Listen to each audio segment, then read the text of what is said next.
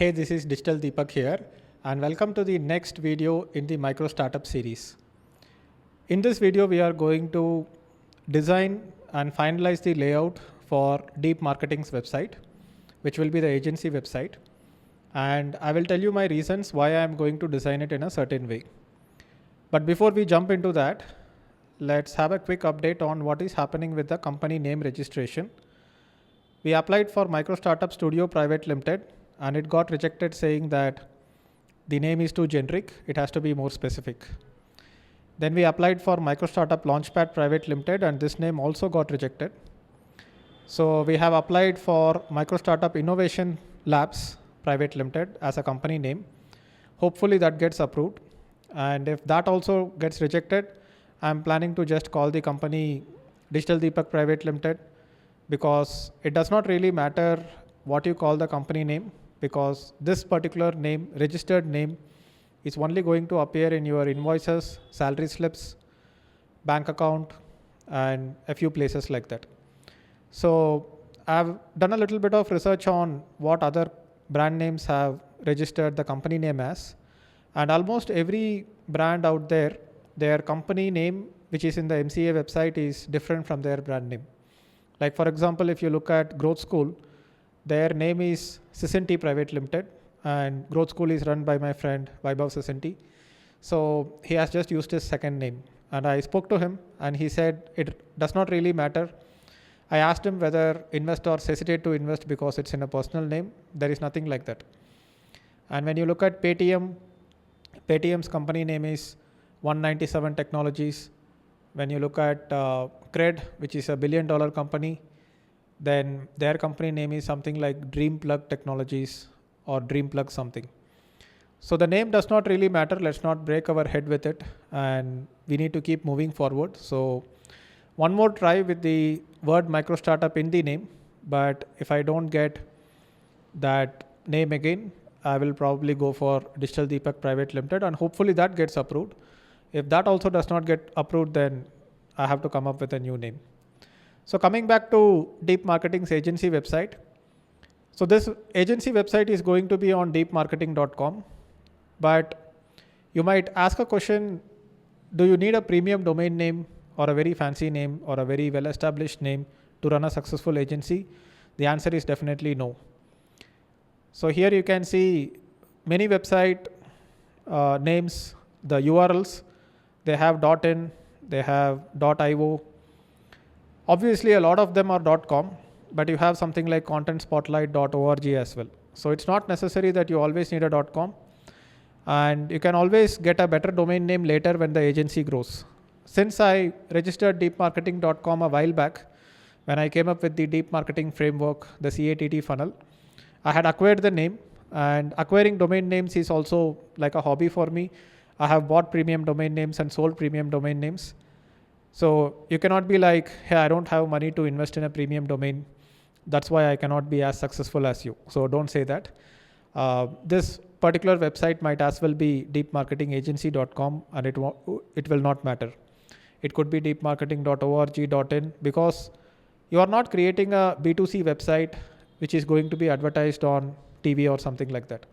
You are creating a B2B website, and most of the B2B clients will come from your own outreach rather than coming from them discovering you organically.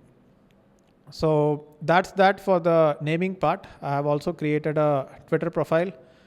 It's called Deep Marketing HQ, and that's pretty much it. Eventually I will create a LinkedIn profile, probably not an Instagram profile or a Facebook profile for Deep Marketing, because it's agency and it's B2B. LinkedIn and Twitter or X should be more than enough. So in the last video, we looked at so many different website designs. And what we found out was that most of the websites are like very generic. Their call to action is not very clear. They have a slider like this. It looks like a brochure, right? It's not the most efficient way to capture potential customers and convert them into your funnel. Here you can see most of these websites have multiple go-to pages. And if somebody goes into services, let's say I click on digital strategy, the call to action or the next action step kind of gets buried. So here you can see that there is a link called No More, and there is a form that pops up here. And out of all the websites I have analyzed, the two inspirations I have is from adspend.com and boringmarketing.com. And there is a very important thing to discuss about here when you look at Boring Marketing's strategy to acquire clients. First of all, they have a free lead magnet. So they have a free 7-day course on SEO. And this is very important. This is what deep marketing method itself is, right? That if somebody comes to your website, they might not make a decision immediately. Forget about making a decision to become your client. They might not even make a decision to book a call with you, because even booking a call through a Calendly link like this is still an obligation. You have to block your time. You have to show up on the call. And they are not going to buy something immediately from your website anyway. So it is best to capture them inside an email funnel. And here they are doing it with a 7-day free course. And once you sign up for their 7-day free course, in every email that they send as a follow-up mail, they have a link to book a call.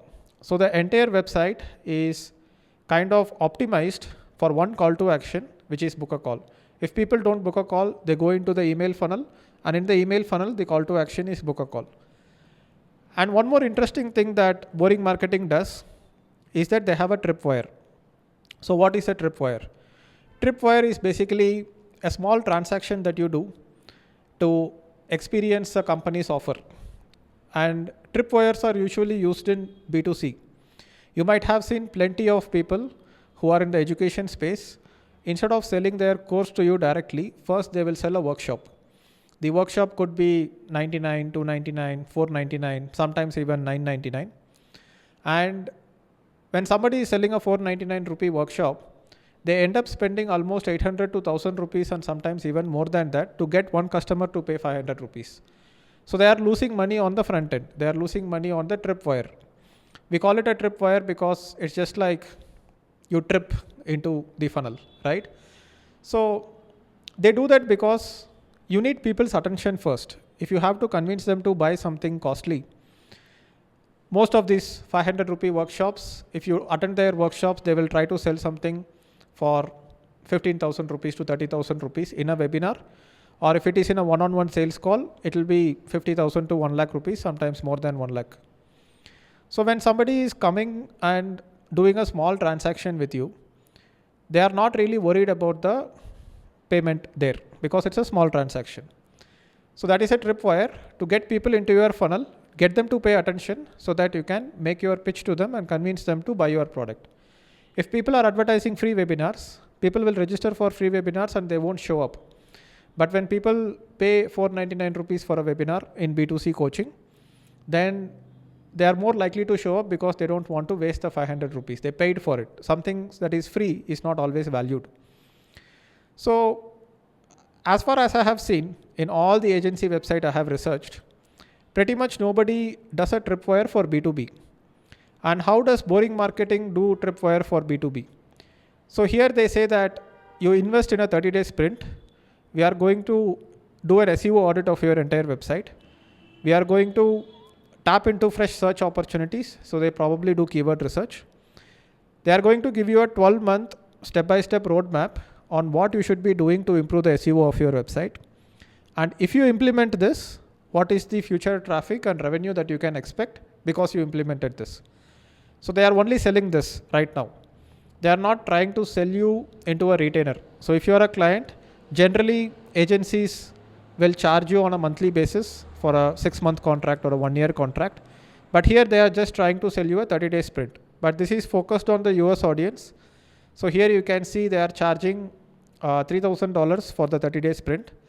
And that also you cannot buy immediately directly. You have to still book a call with their sales team, talk to them, and they are going to pitch you to buy this. But they will also mention that if you like this particular roadmap, and if you want us to implement the roadmap for you, then we are going to charge you maybe something like $4,000 a month or $6,000 a month. I am not really sure how much their monthly pricing is. It's around that, which means that from one client, they will make like $50,000 a year. And they just need 20 clients to hit a revenue of $1 million a year. So I like this approach a lot. And they also give 100% money back guarantee for the 30-day sprint. But generally, you might not expect B2B clients to ask for a refund. That happens a lot in B2C. I'm pretty sure that they just give the guarantee so that you can get convinced and go into their funnel. But most of the business owners see that you have put some effort into creating this document and they are not going to ask for a refund. So I'm going to follow a same approach. And in this approach, you are basically getting paid to create a detailed proposal for them. Because whenever you are pitching something to a client, you need to create a proposal, you need to create a plan on what you are going to implement, but you are not getting paid for it. And that's a huge pain point because you might create a lot of proposal and plans and they might not go for it. So when my dad was doing his construction business at its peak, he used to give a lot of floor plans for people who wanted to build their own house. And a lot of people will take these floor plans and not give the contract of building the house to my dad. So my dad started charging for even creating a floor plan. If they like the floor plan and if they want us to build the building for them, my dad would get his team to construct the building under a total contract basis. Otherwise, they are just going to walk away with the floor plan, but they paid for the floor plan. So here, because you are charging for something like a 30-day sprint, which is like a roadmap, and it's a 12-month roadmap, it's an implementation plan for an entire year. If you are charging for it, then you can possibly put more effort into it. And if you put more effort into the roadmap, then there is a higher chance that they will become your retainer client, because I'm pretty sure that clients will look at this and a detailed implementation plan. And the client will only ask that, hey, can you do the implementation for me? And if you want to do the implementation, what is going to be the cost of it? So one thing that I see is missing in this particular website is a VSL, video sales letter. And that is something adspend.com has done very well. And in both of these websites, you can see that these are single page websites. There are no distractions and navigation bars like this. This is like the old method of creating agency websites. It's like more like a corporate brochure, or it's like walking into a corporate office. They will ask you to sit in the reception and there is some brochures and pamphlets lying on the tea table, right? So this is not the style which I think is efficient right now. You need to have a single page website and the entire page has one call to action, which is to get you to book a call. So here they have a VSL as well, a very well-made VSL. And if you fill up the form, it eventually leads to a Calendly call booking link. You can go ahead and try it out also if you want from adspend.com. And if too many people try, maybe AdSpend will be a little bit disappointed that, hey, these are not my target customers, but it's still fine. They are marketers, they would understand that other marketers are also researching us. So I have created a rough layout for deepmarketing.com. So this is how the website will be. I will have a landing page designer design this entire website. So just like boring marketing, I will have the deep marketing logo here. I will have a call to action, book a call on the navigation bar. I could not even put this on the same line because of limitations in Google Docs, but in the landing page, it will come in a very good design layout. And there will be a VSL, there will be a call booking link. There will be some existing client logos, whoever I have worked with in the past. And I will also explain what happens after you book a call. I kind of copied this from boring marketing, but I hope there is no problem copying this because I'm just copying the approach and the strategy. I'm not stealing any intellectual property from them. So why reinvent the wheel? If this is working for them, it's probably going to work for me. And just like they have mentioned what will happen after the call, and they have shown this framework called AREP framework, which is audit, research, execution, and projections. And I'm going to obviously put my own framework, deep marketing framework, which is CATT, content, attention, trust, transaction. And I'm going to put my team members' name here. I'm going to get some team members for deep marketing, which I will talk more about in the future videos. So this will be the overall layout. Probably we will add a little bit more information. I'm also planning to create a 30-day deep marketing course focused on B2B to show them how this entire deep marketing funnel can create a lot of efficiency in their funnel and maximize their return on ad spend and whatever marketing efforts they are doing. So this is what I have done so far.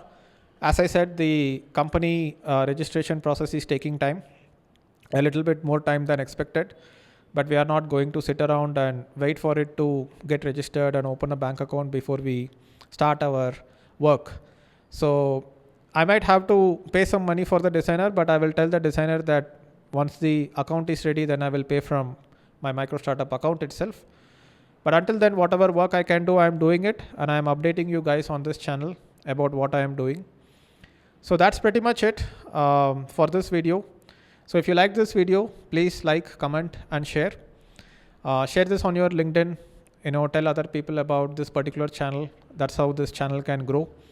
And your comment motivates me a lot to create more such content like this. So thanks a lot for watching, and I will see you in the next video. Bye-bye.